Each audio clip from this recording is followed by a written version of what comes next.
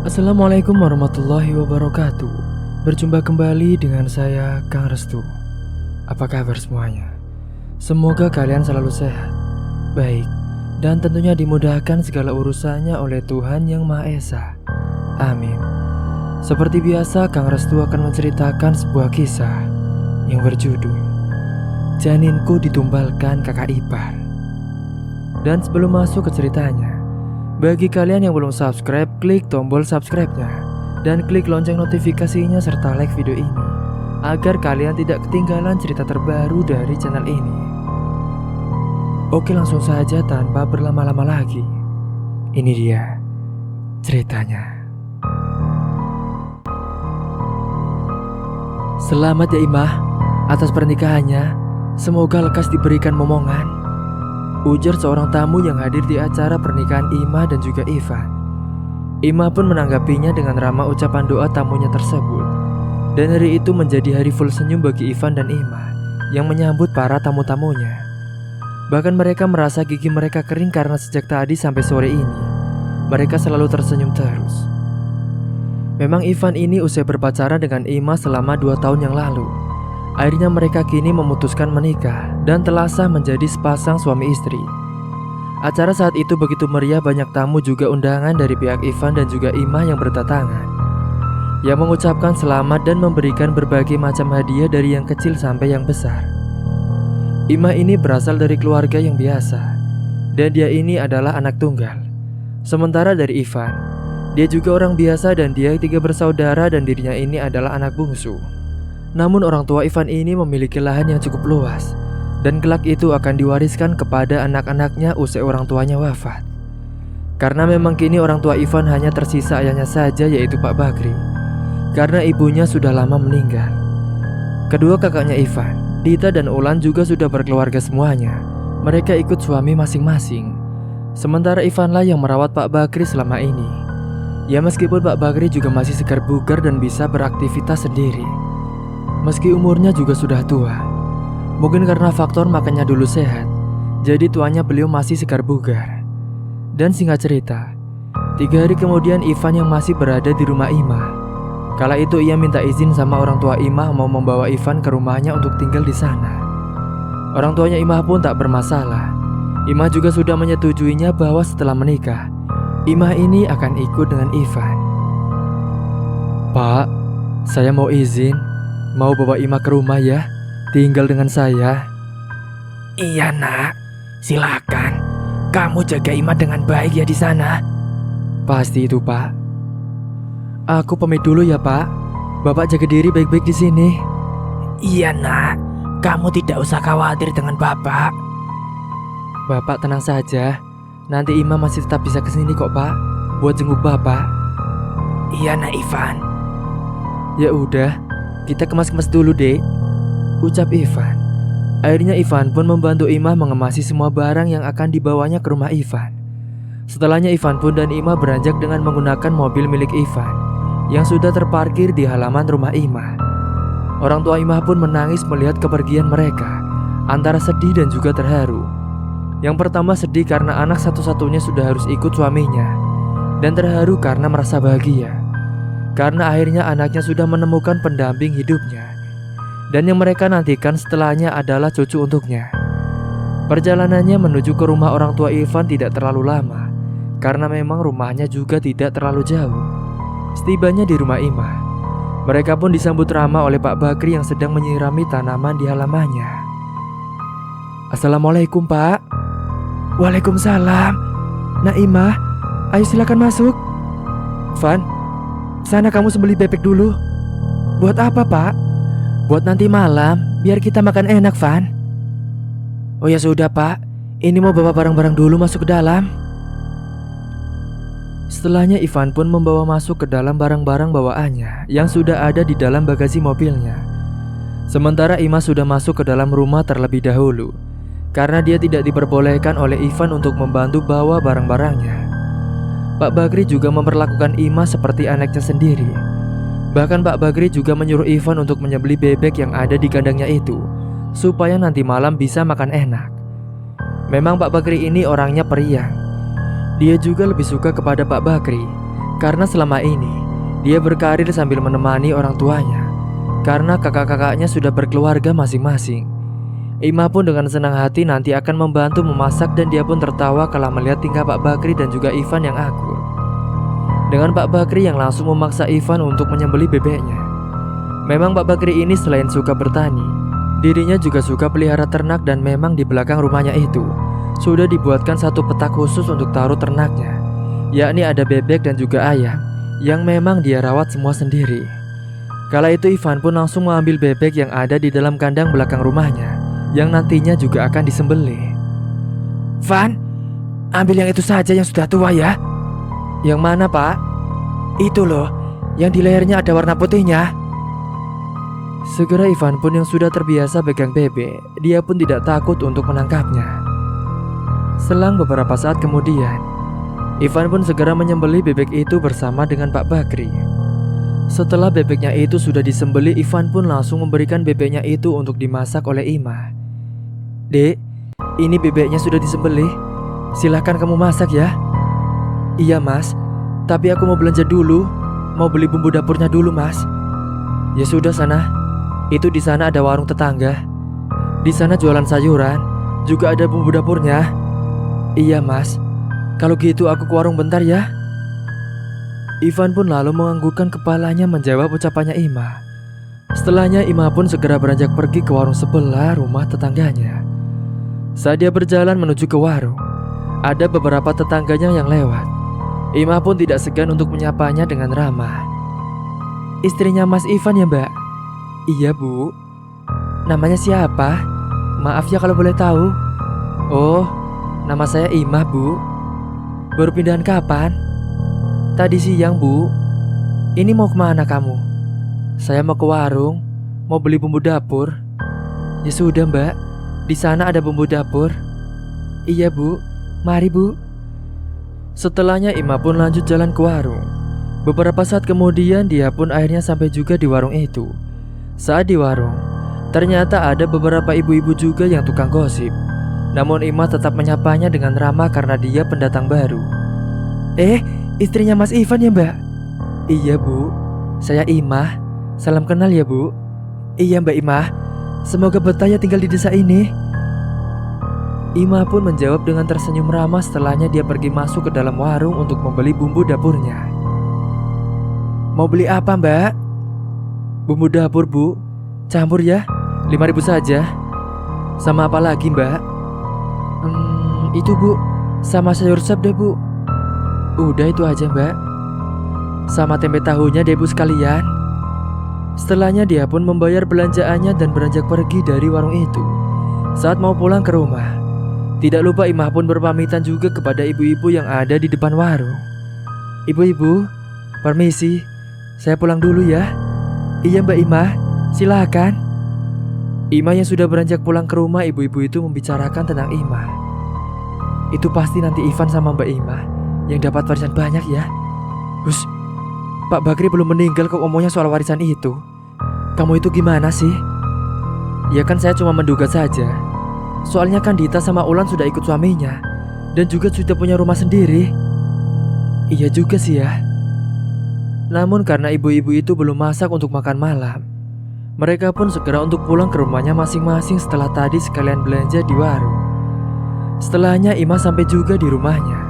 Dia pun langsung menyiapkan bahan-bahan bumbu untuk masak bebeknya dan dibantu dengan Ivan yang mengirisi bumbu-bumbunya. Sini dek, biar aku bantuin. Emangnya kamu tidak capek mas? Tidaklah. Oh iya, tadi di warung kok kamu lama sih? Iya mas, tadi di depan saya papasan sama ibu-ibu tetangga dan aku ngobrol dulu. Sama di warung ada beberapa ibu-ibu juga, jadi aku juga ngobrol dulu mas. Oh pantesan lama dik. Emangnya ngobrolin apa aja? Cuma nanya basa-basi aja mas, biasalah ibu-ibu. Sementara sore itu Pak Bakri sedang berada di depan teras rumahnya sambil mengopi. Mas, sana kamu temenin ayah saja.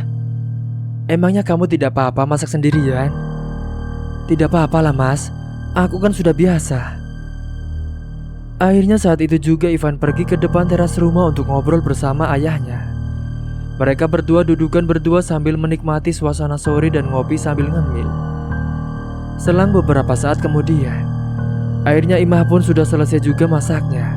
Dan tepat juga terdengar suara azan maghrib yang mulai berkumandang. Dan singkat waktu, pada malam harinya bukannya di meja makan, Pak Bakri ini malah mengajak Ivan dan Imah untuk makan lesehan di depan teras rumah yang sudah disiapin gelaran di sana. Ayo Pak makan. Kita makannya jangan di sini. Terus di mana Pak? Kita makan di depan teras rumah saja ya, sambil lesehan. Sudah, Bapak sudah siapkan tikar di depan. Ivan dan Imah pun segera manut saja. Mereka makan sambil sekali melihat pemandangan malam dengan lampu-lampu di dekat tanaman. Dan suara riang anak-anak kecil yang baru saja berjalan pulang haji. Dan anak-anak itu juga menyoraki Ivan karena disebut pengantin baru. Karena memang Ivan juga ramah pada warga termasuk anak-anak tetangganya. Imah pun sungguh bahagia bisa memiliki mertua dan pasangan yang begitu ramah kepada siapapun. Sungguh nikmat sekali yang luar biasa. Dirinya kala itu hanya memandang wajah suaminya sambil tersenyum. Ivan pun kemudian menegurnya dan membuat Imah tersadar dan hanya bilang, "Tidak apa-apa kok." Setelah makan selesai, mereka pun bercanda tawa ngobrol random sembari menunggu azan Isya. Usai azan Isya, mereka pun segera berbenah dan kembali masuk ke dalam rumah untuk sholat Isya. Pada esok harinya, Ivan ini berangkat ke kantornya. Dia ini adalah seorang sekretaris di kantor itu. Dan bisa dibilang jika dibandingkan dengan kakak-kakaknya, Ivanlah yang berpenghasilan cukup lumayan. Pagi itu sebelum Ivan berangkat ke kantor, dia ini sarapan terlebih dahulu dengan nasi goreng yang sudah dimasakin oleh Imah tadi pagi. Dan setelah sarapan selesai, Ivan pun pamitan kepada Imah untuk berangkat kerja. "Dek, aku berangkat kerja dulu ya." "Iya mas, kamu hati-hati ya, semangat kerjanya." Setelah berpamitan untuk berangkat ke kantor, Ivan pun segera memanaskan mesin mobilnya. Dan Ivan pun segera beranjak pergi ke kantornya. Sementara Imah di rumah bersih-bersih dan terkadang membantu Pak Bakri menyirami tanamannya. Dan sembari memberi makan ternak-ternaknya. Nah Imah, kamu tidak usah bersih-bersih. Nanti kamu kotor loh nak. Gak apa-apa Pak, sudah biasa aku bersih-bersih begini. Tapi nanti kamu juga kecapean nak. Bapak tenang saja Pak, aku senang kok melakukan itu semua.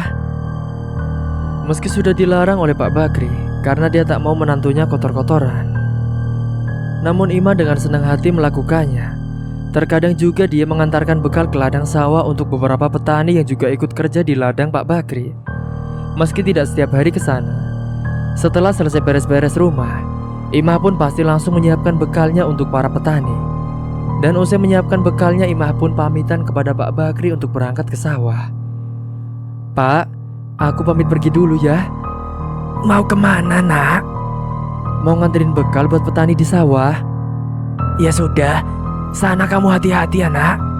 "Iya Pak." Imah pun pergi ke sawahnya jalan kaki karena sawahnya itu tidak terlalu jauh dari rumah Pak Bakri. Saat di perjalanan, Imah ini berpapasan dengan beberapa warga tetangganya. Dan dia pun menyapa ramah dengan senyumannya. Namun Imah hanya menyapa saja, tidak ngobrol lama. Karena Imah sedang buru-buru, sebentar lagi sudah waktunya jam istirahat para petani. Selang beberapa saat kemudian, Imah pun akhirnya sampai juga di sawah dan dia langsung meletakkan beberapa makanan dan juga minumannya itu di gubuk dekat sawah. Dan setelahnya Imah pun lanjut pergi karena petani sudah tahu kalau Imah datang membawakan bekal untuk pacetannya. Imah yang berjalan kembali pulang, dia pun mampir terlebih dahulu di tukang sayuran keliling. Karena memang dia harus belanja buat masak nanti siang. Kala itu di tukang sayur sudah ada beberapa ibu-ibu di sana membeli sayuran. Imah pun juga berusaha ramah dengan tetangga-tetangganya. Bahkan dia sering ikut nimbrung belanja di tukang sayur keliling. Dan alhamdulillah, para warga juga suka padanya. Kebanyakan dari mereka mendoakan Imah supaya bisa cepat diberikan momongan.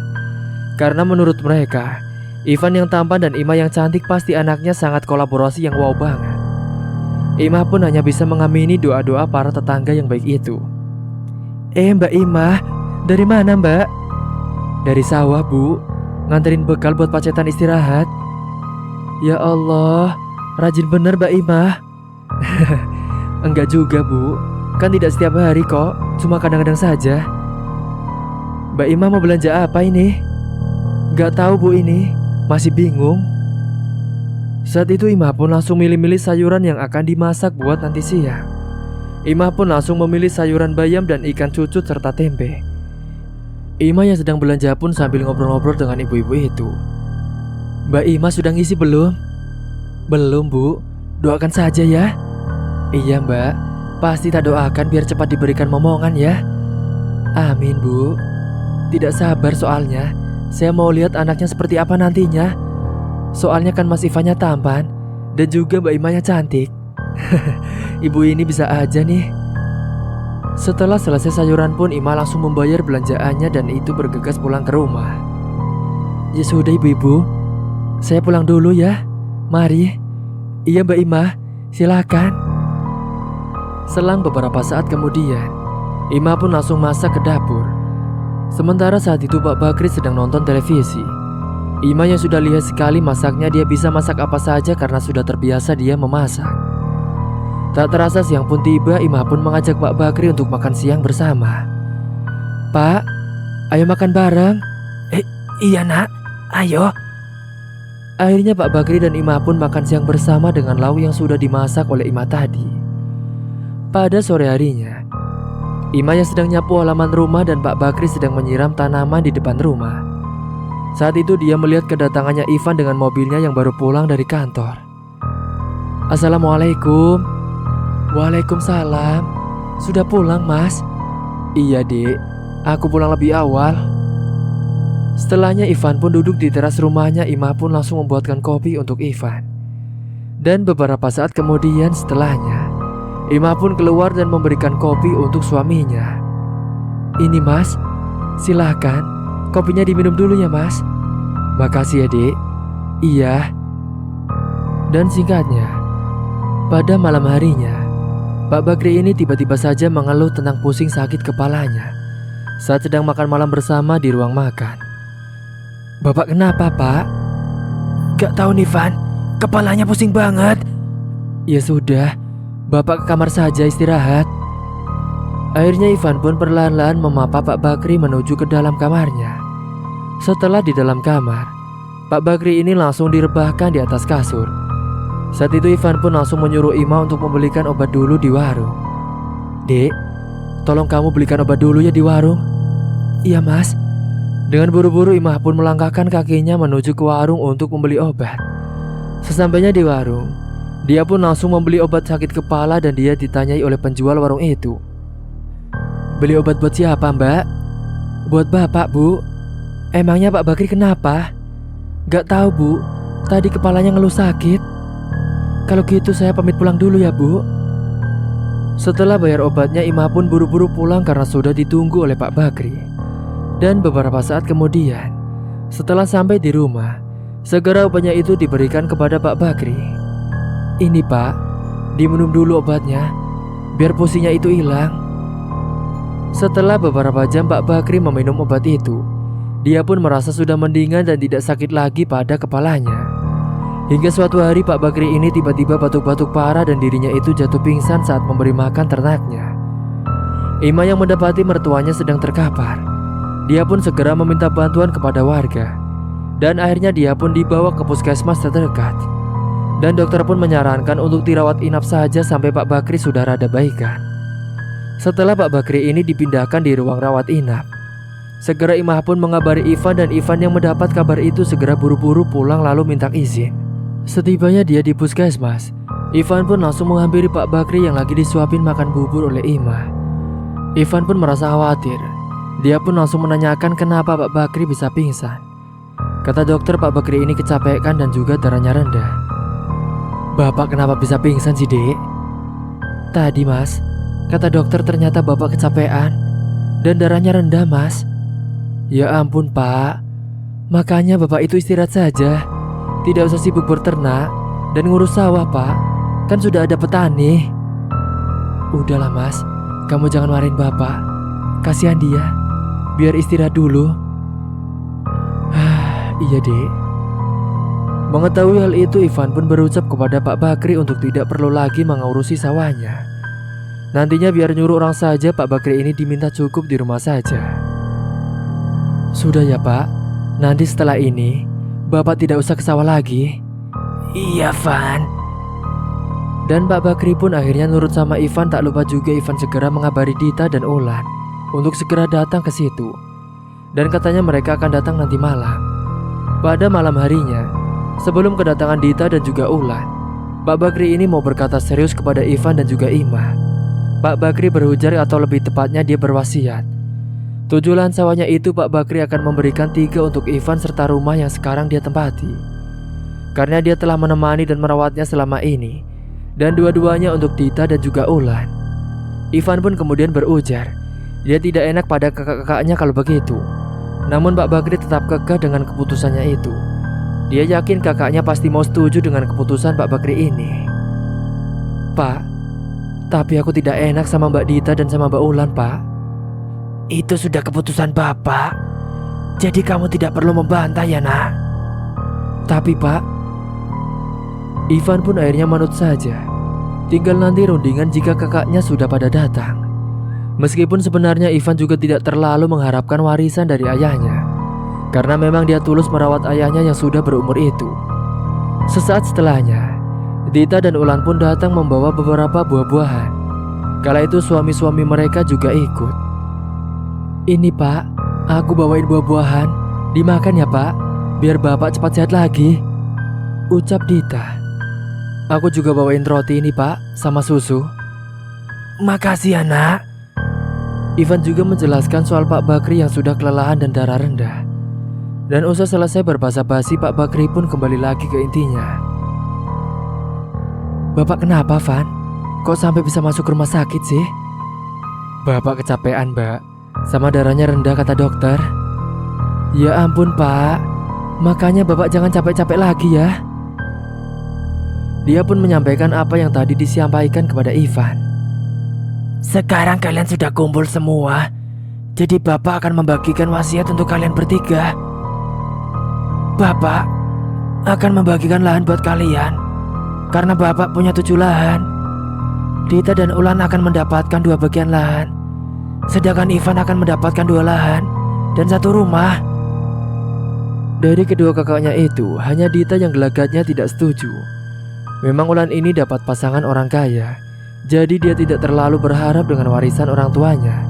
Karena dia justru berterima kasih karena Ivan sudah mau mendampingi ayahnya selama ini. Dan menurutnya dia pantas mendapatkannya. Berbeda dengan Dita yang suaminya hanya seorang pedagang di pasar. Dia pun mengangguk setuju atas ucapannya Pak Bakri. Namun dalam hatinya itu dia menolak, dia pun berharap mendapatkan lebih. Dan semenjak itu Dita pun malah iri dengan adiknya sendiri. Dita ternyata hendak berniat buruk kepada Ivan dan juga adiknya sendiri. Enak banget Ivan, dapatnya 3 warisan. Awas saja nanti. Setelahnya karena Dita sudah malas berada di situ, dia pun kesal dengan keputusan bapaknya. Dia pun beranjak pulang lebih dahulu. Kita pulang dulu ya Pak, ucap Dita. Dita dan Arif pun beranjak pergi dari ruangannya Pak Bakri. Dan singkatnya, usai Pak Bakri diperbolehkan pulang ke rumahnya, semua keluarga pun juga berkumpul. Di sana ada Ivan, Dita dan juga Wulan yang menandatangani surat wasiat yang Pak Bakri telah tulis. Awalnya Dita juga berkata kepada Pak Bakri bahwa dia berharap rumah ini untuk dibagi 3 saja, bukan hanya diberikan kepada Ivan saja. Pak Bakri pun kemudian bilang, bukannya Dita sudah punya rumah sendiri, kenapa masih kurang? Kan sudah dikasih jatah lahan, lagian kan Ivan belum punya rumah sama sekali. Akhirnya Dita pun diam dan tak membantah ayahnya. Dia pun nurut saja meskipun hatinya merasa tak puas. Namun Ima kala itu memilih menunggu di kamar, tak mau ikut campur dengan urusan beginian. Dan setelah selesai, mereka pun kembali pulang ke rumahnya masing-masing. Setibanya di rumah, Dita ini diprotes oleh suaminya kenapa dia setuju dengan keputusannya itu. Dita bilang kalau dirinya belak-belakan menolak tegas, dia takut Pak Bakri kambuh lagi. Ternyata suaminya Dita juga iri dengan Ivan. Dan ternyata selama ini Dita dan Arif suaminya diam-diam telah melakukan pesugihan penglarisan untuk dagangannya di pasar. Karena merasa iri, mereka berdua pun akan membuat Ivan tak tenang. Sungguh teganya Dita ini, hanya karena harta dia hendak menyakiti adik kandungnya sendiri. Sebulan kemudian, Kabar duka menimpa Ivan. Pagi itu Pak Bakri ditemukan sudah meninggal dunia di atas dipanya dengan wajah tersenyum tepat di hari Jumat. Ivan dan Ima pun menangis mengetahui hal itu, dan mereka segera menghubungi keluarga-keluarganya, bahkan orang tua Ima juga hadir. Kemudian mereka pun dibantu para warga untuk memakamkan jenazah Pak Bakri pada hari itu juga. Dan usai pemakamannya, semua keluarga kumpul di rumahnya. Dan beberapa hari mereka menetap di situ selama 7 hari pengajian Pak Bakri ke depan. Sementara harta dibagi sesuai wasiat yang dulu mereka sepakati. Dan singkatnya, 1 bulan kemudian Ima kini positif hamil. Dia kini di rumah sendirian saat Ivan sedang berangkat bekerja. Namun dia tak masalah, dia benar-benar menjaga kesehatan dan juga pola makannya demi bayi yang dikandungnya itu.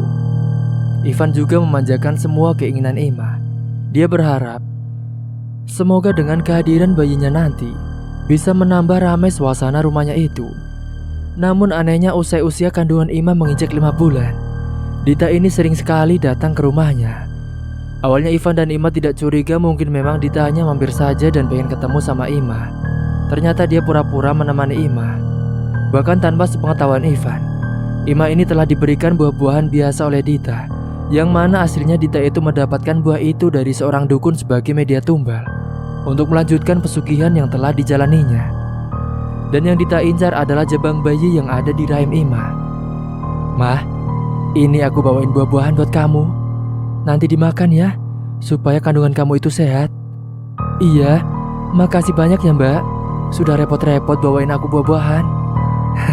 Tidak repot lah Ima, masa cuma gitu aja repot. Saat itu Dita pun datang ke rumahnya tidak lama-lama. Dia pun langsung pamit pulang setelah memberikan buah itu kepada Ima. Kalau gitu aku pulang dulu ya Mah. Buru-buru banget Mbak. Iya, kan aku harus ke pasar bantuin Mas Arif. Oh ya sudah, makasih banyak ya Mbak. Hati-hati pulangnya. Setelah Dita pergi dari rumah Ima, Ima pun segera makan buah itu karena kelihatannya masih segar-segar dan juga menggoda.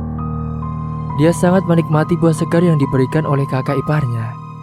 Namun tiba-tiba saja Ima ini mengeluh sakit, perutnya juga mules. Namun dia kira karena ingin buang air besar saja. Aduh, kok sakit banget sih perut aku. Dia pun segera pergi ke toilet untuk buang air besar, namun setelah lama dia mencoba buang air tidak keluar juga. Dia pun masih terus merasakan sakit pada perutnya. Hingga akhirnya Ima pun menelpon Ivan disuruh untuk pulang. Ivan yang kala itu sedang berada di kantor dikejutkan dengan panggilan telepon dari Ima. Dia pun segera mengangkatnya teleponnya. Ada apa Dek? Mas, pulang sekarang Mas. Kamu kenapa Dek? Iya ya, aku pulang sekarang ya. Tanpa mendengar jawaban Ima, Ivan pun dengan buru-buru untuk pulang ke rumah. Selang beberapa saat kemudian Ivan pun akhirnya sampai juga di rumahnya. Dan dia langsung menghampiri Ima yang berada di dalam kamar. Kamu kenapa Dek? Perut aku sakit banget Mas. Ya Allah, ya sudah, ayo kita ke rumah sakit Dek. Segera kala itu Ivan pun membawa Ima ke rumah sakit untuk diperiksakan kandungannya. Namun setelah diperiksakan kandungannya, Ima ini ternyata tidak ada masalahnya. Akhirnya dokter hanya memberikan vitamin untuk kandungannya Ima. Serta Ima pun langsung pulang ke rumah. Hingga suatu malam Ima ini mengalami mimpi yang buruk. Dia ini didatangi sosok wanita berbaju merah yang mencoba mengambil paksa janinnya. Ima yang kala itu sedang tertidur, dia pun bermimpi. Di dalam tidurnya itu dia sedang rebahan di dalam kamarnya. Dan tiba-tiba saja dia merinding kala ada hembusan angin kencang yang masuk ke dalam kamarnya. Sesaat kemudian Ima pun melihat ada bayangan putih yang melintas masuk ke dalam kamarnya. Lalu Ima pun mencium bau busuk yang menyeruak ke dalam hidung. Sesaat kemudian bayangan putih itu berhenti di samping ranjangnya Ima. Bayangan putih itu kemudian berubah wujudnya menjadi sosok kuntilanak yang sangat menyeramkan sekali, serta wajahnya yang hancur penuh dengan darah. Rambutnya pun juga acak-acakan, bajunya merah penuh dengan darah. Sontak Ima pun langsung terbujur kaku tubuhnya dan dia tidak bisa bergerak. Sosok itu pun lalu berkata, Janin itu milikku. Tidak, ini anakku. Siapa kamu? Perlahan-lahan sosok kuntilanak merah itu menghampiri Ima yang sedang terbaring kaku tubuhnya di atas kasur. Kemudian sosok itu langsung memegang perut Ima dan langsung mencengkeramnya dengan kuat. Sakit. teriak Ima dengan kencang. Dia yang ketakutan langsung teriak dan juga terbangun. Ivan yang berada di sampingnya pun dia pun langsung terlonjak bangun karena dia kaget. Dia kemudian menenangkan Ima yang katanya dapat mimpi buruk. "Kamu kenapa, Dek?" Aku mimpi buruk, Mas. "Kamu pasti tidak baca doa dulu ya?" Sudah, Mas. "Ya sudah, Dek, tidak usah dipikirkan. Itu kan cuma mimpi." Saat itu Ima pun masih mencoba mengatur nafasnya. Jantungnya yang berdegup kencang sekali.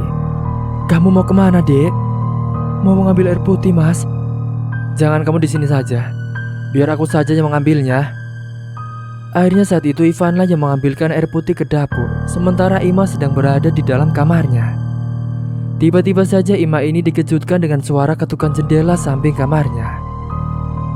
Karena penasaran, Ima pun mencoba untuk membuka jendelanya. Dan betapa terkejutnya dia saat jendelanya itu dibuka.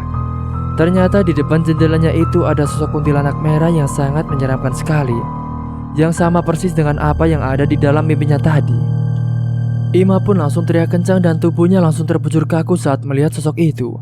Hingga akhirnya dia pun ambruk pingsan. Selang beberapa saat kemudian Ivan pun kembali ke kamar membawakan air putih untuk istrinya. Akan tetapi setelah dia kembali ke kamar, betapa terkejutnya dia melihat istrinya sudah terkapar di lantai. "Ima!" Segera Ivan pun menghampiri dan dia langsung mengangkat tubuhnya dipindah ke atas kasur. Setelah mencoba untuk disadarkan oleh Ivan, akhirnya sesaat kemudian Ima pun tersadar dari pingsannya. Dan segera Ivan pun memberikan air putih untuk istrinya yang kelihatan shock dan pucat sekali wajahnya. "Ini, Dek, diminum dulu biar kamu lebih tenang." Ima pun langsung menenggak segelas air putih itu sampai habis. Namun malah setelahnya Ima ini keluar darah dari selangkangannya.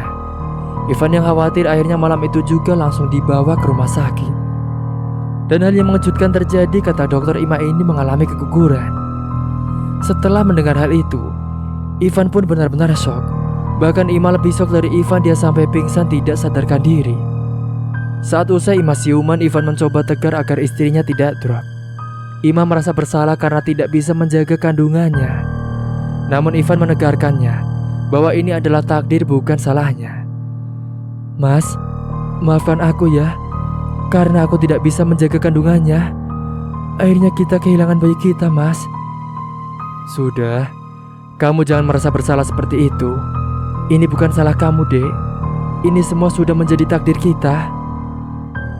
Akhirnya Ima pun menangis di pelukan Ivan. Dan setelah kondisinya lumayan membaik, Ima pun diperbolehkan pulang. Setibanya di rumah, Ima pun heran kenapa dirinya itu bisa keguguran. Ivan juga heran karena pasalnya Ima ini tidak pernah mengonsumsi makanan yang aneh-aneh. Memang kala itu Ima belum curiga sama Dita. Akhirnya mereka pun akan berusaha lagi saja untuk membuat momongan lagi. Sementara di tempat lain, Dita dan Arif pun merasa bahagia usai penumbalannya berhasil. Dagangannya Arif pun ini lancar dan juga laris sekali. Mereka mendapatkan uang yang banyak juga dari hasil pesugihan yang mereka jalani. Ya meskipun soal warisan masih tetap Dita dapatnya segitu, namun setidaknya dia puas karena Ivan juga tidak bahagia-bahagia amat usai kehilangan bayinya itu. Setelah keguguran itu, anehnya Ima yang ada di rumah selalu mendapatkan teror-teror yang sangat menyeramkan. Malam itu Ivan yang katanya lembur di kantor, akhirnya dia pun berada di rumah sendirian. Dan saat itu saat dia berada di ruang tengah, tiba-tiba saja Ima yang sedang menonton televisi, dia dikagetkan dengan hembusan angin kencang yang masuk ke dalam ruangan itu. Dan kemudian dia juga mencium bau busuk yang sangat menyeruak sekali ke dalam hidungnya. Sesaat kemudian, Ima ini dikejutkan dengan bayangan putih yang masuk melintas, yang membuatnya merinding dan juga bergidik ngeri. Dan betapa terkejutnya dia saat melihat ada sosok pocong yang berdiri di pojok ruangan itu. Namun sesaat kemudian, sosok pocong itu pergi menghilang entah kemana. Ima yang masih gemetaran melihat sosok itu dan berdegup kencang. Tiba-tiba saja dia mendengar ada suara yang mengetuk pintu rumahnya. Saat itu Ima kira yang datang itu adalah Ivan, suaminya yang baru pulang kerja lembur. Akhirnya dia pun segera pergi ke depan untuk membukakan pintunya. Akan tetapi setelah dibuka pintunya, ternyata bukan suaminya melainkan sosok genderuwo yang sangat menyeramkan sekali. Wajahnya sangat menyeramkan dengan kedua matanya merah menyala yang menatap tajam gigi taringnya yang panjang dan juga tajam, serta bulu lebat dan hitam di sekujur tubuhnya. Imah pun langsung terpingsan saat melihat itu. Selang beberapa saat kemudian, akhirnya Ivan pun datang pulang dari kantornya. Dia melihat pintu rumahnya itu terlihat sudah terbuka. Dan saat Ivan masuk ke dalam, betapa terkejutnya dia ketika melihat ada Imah yang sudah terkapar di lantai. Akhirnya segera Ivan pun membawa istrinya itu masuk ke dalam kamar di Popo. Hingga 1 tahun setelahnya Imah ini hamil lagi. Dita lagi-lagi ke rumah Imah dan memberikan buah lagi untuk penumbalannya lagi. Namun untungnya kala itu Imah tidak langsung makan buahnya. Dia hanya meletakkannya di kulkas. Dan itu Dita tidak tahu, dia kira Imah sudah memakannya. Kala itu juga Imah selalu mendapatkan gangguan mulai dari suara bayi dan suara-suara yang lainnya. Saat itu Imah yang sedang berada di dalam kamar mandi, tiba-tiba saja dia dikejutkan dengan suara wanita yang menyindir merdu sekali, dan membuat Imah langsung merinding bergidik ngeri. Kala itu dia pun segera menyelesaikan mandinya. Bahkan ketika dia berada di dalam kamarnya setelah habis mandi, tiba-tiba saja dia mendengar ada suara bayi yang sedang menangis. Imah pun langsung mengedarkan pandangannya mencari sekeliling suara bayi itu dari mana. Namun saat dia mencari keberadaan bayi itu, ternyata sudah tidak ada. Setelahnya Imah sudah tidak terlalu menghiraukan suara itu lagi. Pada suatu malam, Imah yang sedang tertidur pulas, tiba-tiba saja dia ini kebelet buang air kecil. Dia pun lalu segera pergi ke kamar mandi. Namun saat di kamar mandi, dia pun dikejutkan dengan sosok genderuwo yang tiba-tiba muncul di hadapannya. Karena takut dan saat itu hawanya dingin dan tengah malam, Imah pun lalu segera kembali masuk ke kamarnya lagi. Akan tetapi saat dia mencoba untuk tidur, Imah ini masih kepikiran dengan suara-suara aneh yang akhir-akhir ini dia dengar di rumahnya itu. Hingga sesaat kemudian Imah mendengar ada suara sendok yang sepertinya terjatuh di dapurnya. Imah pun tidak menghiraukan suara itu lagi. Hingga keesokan paginya Imah saat mengecek ke dapur, akan tetapi dia tidak mendapati sendok jatuh di lantai dapurnya. Dan singkatnya, saat usai kandungannya itu menginjak 4 bulan, Ivan dan Imah ini mengadakan pengajian di rumahnya dan memanggil seorang ustazah yang bernama Bu Hovifa. Ketika pengajian selesai dan tinggal makan-makannya, saat itu Imah menyajikan buah pemberian Dita, karena menurutnya itu kebanyakan dan lebih baik dimakan oleh tamu-tamu pengajiannya itu. Namun saat buah itu hampir dimakan salah satu tamunya, tiba-tiba Bu Hovifa ini menghentikannya. Sontak pun semua terkaget-kaget. Bu Hovifa yang ternyata sedikit bisa tahu tentang hal-hal tak kasat mata, dia pun mengetahui ada energi negatif di buah tersebut. Ustazah pun menyuruh mengumpulkan beberapa buah yang ditunjuknya, yang memang kala itu sudah mencari. Hal itu membuat Ivan dan Imah heran dan juga bingung. Bu Hovifa kemudian menanyakan di mana dia mendapatkan buah tersebut. Imah kemudian menjawab dia mendapat dari kakak iparnya, yakni Dita. Kemudian Ustazah pun mengajak Ivan dan Imah untuk bicara 6 mata. Lalu dia pun menjauh dari para tamu yang lainnya. Tamunya pun dipersilakan lanjut makan selain buah-buah yang sudah dipisahkan. Usai menjauh kala itu, Bu Hovifa menuturkan bahwa Dita ini kemungkinan punya niat jahat pada Ivan dan juga Imah. Awalnya Ivan menolak penuturan Bu Hovifa, dia tidak percaya kalau kakaknya akan berbuat jahat kepadanya. Namun Bu Hovifa tiba-tiba berucap soal Imah yang dulu sempat keguguran dan berkata apakah Ivan tidak merasa aneh soal kematian janinnya itu dan soal mimpi Imah sebelum kematiannya itu. Ivan pun termenung. Kemudian Bu Hovifa menyuruh semua untuk menyimpan buah itu terlebih dahulu, dan besoknya dia akan datang lagi ke sini dengan suaminya yang juga seorang ustadz. Akhirnya Ivan dan Imah pun yang penasaran menyimpan buah itu terlebih dahulu. Dia juga berpikir tak mungkin seorang ustazah seperti Bu Hovifa ini berbicara dengan berbohong. Setidaknya besok kejelasannya akan terungkap. Kemudian mereka pun lanjut kumpul-kumpul lagi. Dan singkatnya, usai esok harinya, Bu Hovifa datang lagi dengan suaminya Ustadz Azam ke rumah Imah, yang kala itu Ivan izin cuti kerja dulu. Dan usai Ustadz Azam mengamati buah-buah itu, Ustadz Azam juga mengiyakan penuturan Bu Hovifa sebelumnya. Ustadz Azam lalu bertanya apakah Imah sudah memakan buahnya satupun. Kala itu Imah menggeleng karena untungnya dia belum memakan satupun, dan Ustadz Azam berucap bersyukur. Sepertinya memang belum terlambat. Ivan pun langsung dan menanyakan apa maksud ini semuanya. Ustadz Azam kemudian menjelaskan secara singkat. Soalnya jika Imah memakan buah itu, kemungkinan dia akan ditetangi oleh sosok yang dipuja Dita, yang diduga melakukan perjanjian dengan setan dan berniat menumbalkan janin yang ada di kandungan Ima. Ivan pun kaget mendengar itu, dan Ima baru ingat sesuatu. Ima kemudian menimpali dulu di kehamilan pertamanya. Ima juga diberi buah oleh Dita dan dia memakannya, tepatnya 1 hari sebelum keguguran. Mendengar itu semakin tambah kuat rasa curiga Ivan terhadap kakaknya. Dia berpikir apakah ini gara-gara harta warisan, dan kakaknya tidak setuju dengan keputusan Pak Bakri dulu. Namun Ivan mencoba menepis jauh-jauh pikiran negatifnya itu. Ustadz Azam pun kemudian menawarkan sesuatu untuk membuktikan kalau Dita dalang dibalik keguguran sebelumnya. Namun sebelum Ustadz Azam berujar, kemungkinan jika benar Dita pelakunya, nantinya dia akan jatuh sakit tiba-tiba. Dan daripada menduga-duga, Ivan pun setuju, dan karena demi anaknya dia tak mau kehilangan bayinya lagi. Tentu yang akan dilakukan Ustadz Azam bukan praktek yang dilakukan dukun-dukun. Ustadz Azam pun hanya meminta sebuah baskom diisi air, kemudian Ustadz Azam dan semua orang di situ sholat hajat bersama. Setelahnya Ustadz Azam pun membaca surat Al-Jin di dekat baskom air itu. Dan setelahnya, Ustadz Azam ini membaca doa pengusir bala. Usai selesai mereka pun kembali ke ruang tengah sambil membawa baskom itu. Kemudian Ustadz Azam menyuruh Ivan untuk memasukkan semua buah itu ke dalam baskomnya. Dan hal mengejutkan terjadi. Tiba-tiba buah yang awalnya segar-segar itu tiba-tiba saja mendadak mengkarut dengan sendirinya, dan semuanya seketika membusuk. Bahkan dari dalam buah itu keluar belatung dan juga lipan. Melihat hal itu semua orang pun beristighfar dan bergidik ngeri. Dan akhirnya Ivan benar-benar percaya bahwa Ditalah pelakunya. Bahkan Ima pun menangis, dia teringat kembali kematian janin pertamanya dulu. Kemudian Ima ditenangkan oleh Bu Hovifah supaya Ima ini bisa mengikhlaskannya dan bisa mendoakan supaya bayi kali ini sehat sampai lahir. Dan sebelum Bu Hovifah pamit pulang, mereka berpesan untuk mengajak mereka saat dapat kabar dari Dita.